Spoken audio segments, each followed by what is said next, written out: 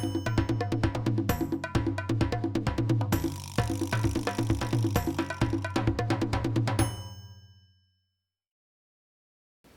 today is Taco Tuesday, which means today we're making tacos, pork tacos, in the Instant Pot, and I'm very excited to share this recipe with you. It is one of my all-time favorites by far, bar none.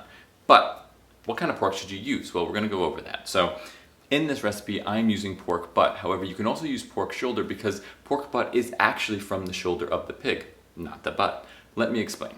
The top of the shoulder here, as you can see, is considered the pork butt. However, the bottom of the shoulder is actually the pork shoulder.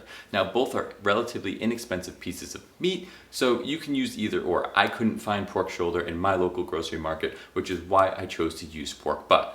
But enough about pork butt. Let's get on with the video, shall we? And we begin with our pineapple salsa, and as you may have guessed, it involves a pineapple. 2 cups in fact, which we're going to finely dice. We're also going to add 1/2 cup of finely diced cilantro, 1 full cup of finely diced red onion, the juice of 1 lime, 1 jalapeno finely diced and seeded, and last but not least, 1 teaspoon of cumin. We're simply going to add all these ingredients together, giving it a solid mix and adding salt and pepper to taste. Then set it aside because it's now time to begin our cooking sauce. Our cooking sauce begins with 1 whole head of garlic, which we're going to finely dice and add into a mixing bowl. Next, we're going to add 1/2 cup of orange juice, followed by 1 cup of chicken stock. And you can actually substitute the chicken stock for beer if you wish. That is completely up to you. Next, we're adding the juice of 1/2 lime, 1 teaspoon of ground cumin, which I am clearly gonna need to go buy more of, approximately 1 tablespoon of sea salt and freshly ground pepper, 1 optional pinch of crushed red pepper flakes, and a teaspoon of paprika. Simply stir to combine and set aside. And now that our pineapple salsa and cooking sauce is out of the way, let's introduce our meat. I have just under 3 pounds of fresh boneless pork butt roast.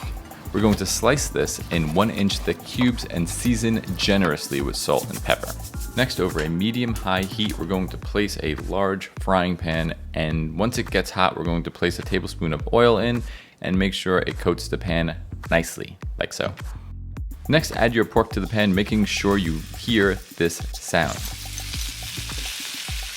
That's the sound you want. Salt and pepper as you feel fit, and let it sit for about 6 to 10 minutes or so before flipping. Now, I happen to have some of the seasoning lying around. It's an all-purpose seasoning. It works really well with Mexican dishes, but if you don't have it, don't worry about it. It's not that important. Now, all we're doing here is browning the meat, and yes, we could have used the saute function in the Instant Pot. However, it's not large enough to do this amount of meat at once. And what we're doing here is just rendering all the fat out, which you can see here.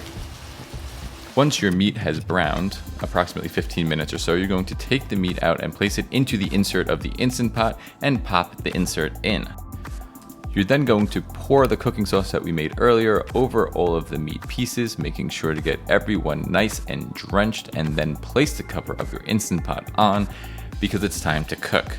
High pressure for 20 minutes. Now keep in mind, this is just under 3 pounds. 20 minutes was good for me, but if you have a 4 or 5 pound piece of meat, you might want to use 25 to 30 minutes. Let the pressure of the Instant Pot release naturally before removing the lid. Then simply take the meat out of your Instant Pot and place it on a cutting board. It's time to shred these bad boys. Now, using either a fork or a pair of meat claws, which I have here, you're just gonna simply shred the meat and place it onto a baking sheet lined with tin foil, which I lightly oiled. Now, some will tell you that this step is optional, but I assure you, it is not. We're going to broil our pulled pork for about 5 to 10 minutes or until brown. What we're looking for here is a little bit of crispy texture. This is going to make all the difference. For our taco shells, I'm using corn tortillas about the size of a street taco. If you're using corn tortillas, it is imperative that you heat them before consumption. So place a frying pan on high heat and flip as necessary. This should take 30 seconds to a minute on either side. And now it's time to, wait, no it's not, I forgot something. Go back. This is very important. The sauce in the Instant Pot, after cooking, you're gonna wanna set that aside and serve with your tacos. You're gonna place the sauce gently over the tacos to give it a little extra kick. Okay, now we can show the B-roll.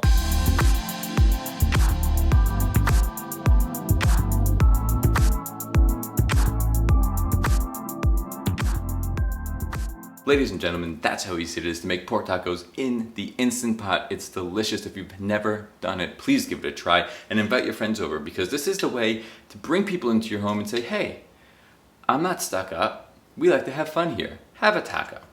Anyway, I digress. If there's a couple things in the link in the description below that you might want to check out, one of which being the bear claws that I used in my previous video, Arroz con Pollo. I will put a link up here if you haven't already seen it. The other thing, of course, which I'm sure you've heard me say already, this is the little O-ring that sits on top of the Instant Pot lid, and it ends up smelling like all the things that you make. So you don't want to use the same one over and over again. You want to replace these depending on what you're making so your yogurt doesn't smell like chicken, okay? Anyway. A good idea for your pork tacos, if you have leftovers, you might want to consider eating it for breakfast the following day. Here's a picture that I took this morning of what I do with my leftovers. Pretty much I just put a over easy egg on toast and put a little bit of the pulled pork along with the salsa, and it was surprisingly good. Maybe not everyone's favorite for breakfast, but I would encourage you to give it a shot because it's unusually delectable. That is going to do it for me, guys. If you like this video, please give it a thumbs up and let me know what else you'd like to make in the Instant Pot, because I will make it first and let you know what not to do. In the comments, let me know. Guys, as always, keep busy, stay healthy, be happy, and I will see you in the next one.